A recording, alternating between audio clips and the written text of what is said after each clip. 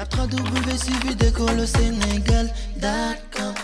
À École au Sénégal, c'est facile, tu n'as qu'à te connecter. Tape École au Sénégal, les leçons sont beaucoup plus détaillées. Voilà, donc pour la définition, donc par rapport effectivement à l'ethnophilosophie, hein, l'ethnophilosophie, alors il y a un problème effectivement par rapport à la définition. Hein, donc on a vu justement que pour ces gens-là, la philosophie est présente donc partout, hein, dans le mythe, dans la religion, dans la culture, et on ne peut pas réduire la philosophie à une activité individuelle, hein, simple. Ce qui fait qu'il y a certaines critiques, hein, donc d'autres penseurs, et cette fois-ci, ce n'est même pas des penseurs européens, mais c'est des penseurs africains, justement, qui se sont levés pour critiquer, d'accord, la vision, effectivement, de l'ethnophilosophie. Alors, parmi ces penseurs, il y a, hein, le béninois Martien Toa, et non, le Camerounais Martien Toa, et justement, le philosophe Untunji, d'accord. Donc, voilà ces deux penseurs donc, africains, de façon globale, hein, d'accord, qui ont critiqué, effectivement, la démarche initiée donc, par les ethnophilosophes. Pour Toa, par exemple, pour Martien Toa, alors cette vision pose problème. Pose problème pour deux raisons fondamentales. D'accord. D'abord, il y a ce qu'on appelle, il pense que effectivement l'ethnophilosophie est un mouvement de réaction, hein, est un mouvement réactionnaire, d'accord. Et deuxièmement, il pense également que c'est une forme de trahison, hein, une trahison intellectuelle.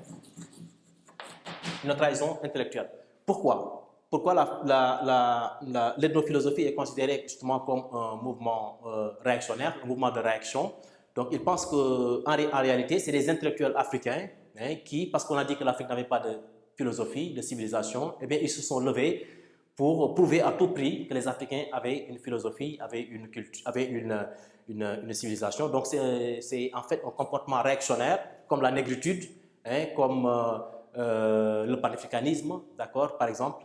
Donc, c'est en ce sens d'ailleurs qu'il critique la pensée, par exemple, du père Temples, hein, le père Temples, qui a développé effectivement la philosophie bantou, ou bien du philosophe sénégalais Hassan Silla, hein, sur la philosophie wolof, etc., ou Kagame, la philosophie rwandaise.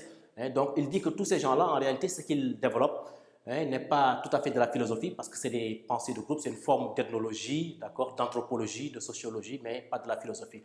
Donc voilà l'un des premiers arguments développés effectivement par Martien Toa.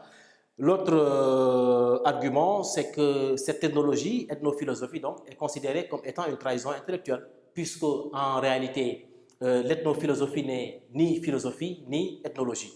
Hein, donc, comme il le dit, hein, l'ethnologie, quand on parle d'ethnologie, donc en réalité, on parle d'une science. Donc c'est une science qui est objective, d'accord, et qui ne s'engage pas. Or que ces philosophes sont des philosophes engagés, ils sont considérés à la limite comme étant des idéologues, d'accord. Alors, et par rapport à la philosophie, justement, par rapport à la philosophie, que dit Martien Toa? Il dit qu'en réalité, la philosophie n'est pas une pensée de groupe, donc c'est pas une pensée collective, d'accord, c'est pas comment ça s'appelle encore, ce n'est pas une pensée culturelle, donc c'est une démarche individuelle, hein, alors que ces gens-là, ce qu'ils font, comme dans la philosophie wolof, on essaie effectivement de faire sortir dans la pensée wolof ce qu'on peut considérer comme étant une philosophie. Or, cette démarche n'est pas bonne selon Martien Toa.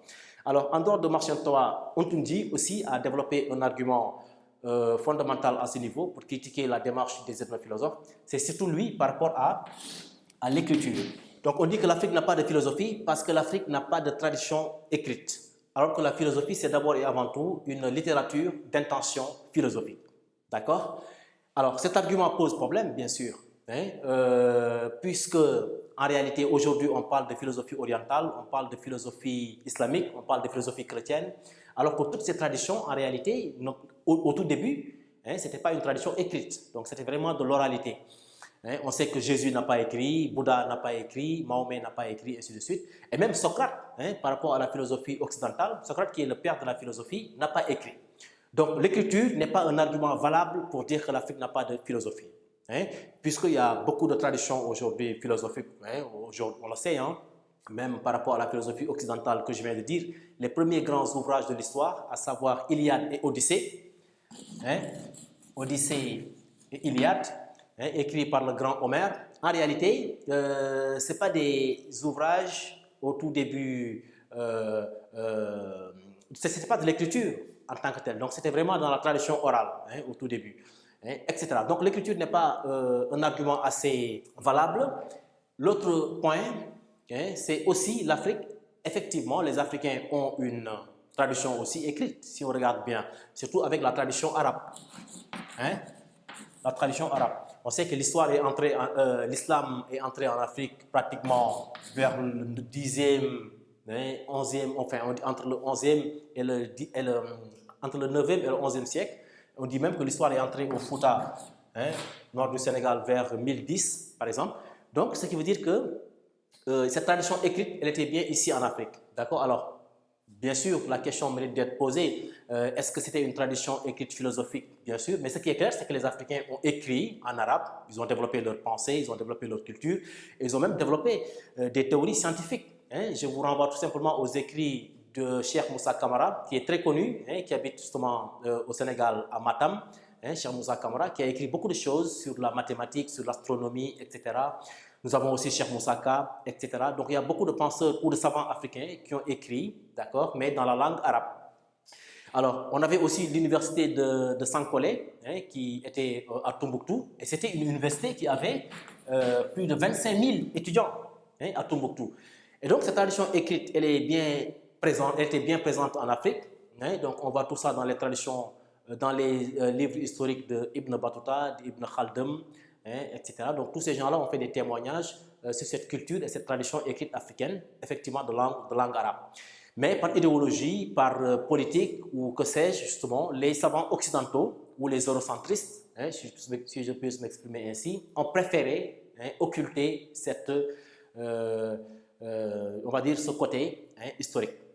Donc, il y a la tradition arabe, effectivement, qui a toujours existé ici, enfin qui était bien présente en Afrique depuis des siècles, mais aussi, au-delà même de ça, l'écriture n'est pas si fondamentale que ça. On vient de le dire, hein, tout de suite, que les plus grands penseurs, les plus grands philosophes en réalité n'ont pas écrit, comme Confucius, hein, qui est considéré comme étant l'un des premiers philosophes de l'histoire, hein, bien avant les penseurs grecs, hein, bien Zoroastre, etc. Bien. Donc, il y a, le premier argument, c'est l'écriture par rapport aux critiques. Alors, le deuxième point, ou la deuxième critique à ce niveau, en dehors de l'écriture, on peut dire que c'est la question de la rationalité. Hein? La question de la, hein, de la rationalité, tout simplement, ou de la raison. Hein? Donc, on dit, par exemple, que pour qu'il y ait philosophie, il faut que la raison, hein, on l'avait vu lors des séances précédentes, il faut que la raison soit présente à 100%. Or, ceci pose problème, puisque même, je vous ai parlé tout à l'heure de la philosophie orientale, de la philosophie islamique, philosophie chrétienne, mais même dans la philosophie occidentale, hein, même dans la philosophie occidentale, en réalité, tout n'est pas raison à 100%. Hein. On a vu dernièrement l'historique en disant que la philosophie occidentale connaît 4 grandes époques, hein, c'est-à-dire l'époque antique. L'époque antique. Ensuite, il y a l'époque médiévale, hein, ou le Moyen-Âge. On a l'époque moderne et on a l'époque, hein, l'époque contemporaine. L'époque contemporaine. Alors, on se rend compte que dans toutes ces époques, en réalité, si vous regardez très bien, hein, dans cette tradition, il n'y a pas que raison à 100%. Je vous ai dit que par rapport à la philosophie antique, on peut citer par exemple Platon. Hein, tout ce que Platon a théorisé, a dit, n'est pas basé sur la raison à 100%. Parfois, il nous parle même d'enfer, il nous parle de paradis, hein, Hadès, hein, Élysée, etc. Hein, donc, la pensée de la vie future, hein, puisque aussi Platon croyait au paradis, en enfer, hein, de certaine façon, et puis tout cela a été développé effectivement dans sa théorie. On peut citer aussi d'autres penseurs grecs, hein, de l'Antiquité qui ont développé effectivement qui sont inspirés des mythes, hein, et qui ont développé des thèses plus ou moins religieuses. Donc, il n'y avait pas une présence on va dire, la raison n'était pas là à 100%, comme je viens de le dire. Par rapport aussi au Moyen-Âge, tout le monde le sait, la philosophie occidentale était dominée par la religion. J'ai parlé effectivement de saint Thomas d'Aquin, de saint Augustin, d'accord, de tous ces grands penseurs du Moyen-Âge qui étaient inspirés par la Bible, donc par la religion chrétienne. Donc on ne peut pas critiquer la pensée africaine parce qu'il y avait une certaine spiritualité, un côté religieux. Et par rapport même à l'époque moderne, même les grands philosophes de l'époque moderne, tels que Descartes,